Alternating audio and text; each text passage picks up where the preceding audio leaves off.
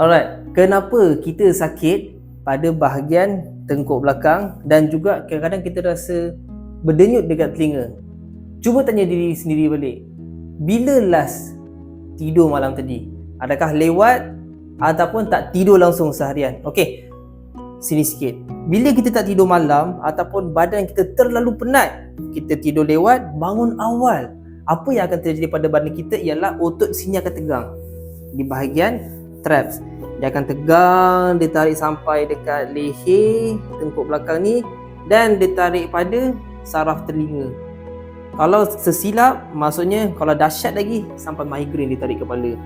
Okey, so apa yang kita perlu buat ialah kita merawat otot dekat sini supaya dia longgar balik, kemudian dia tak stiff.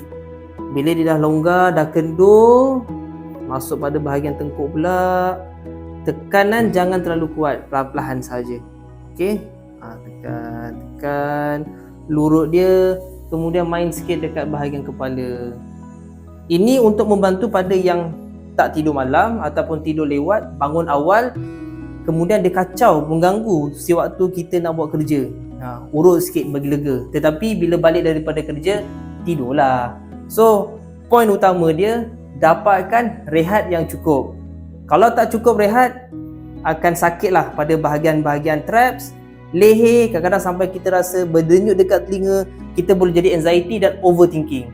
So, apa yang perlu buat? Cek balik, dapatkan rehat yang cukup. Saya Coach Alizul, reset, maintain dan relief.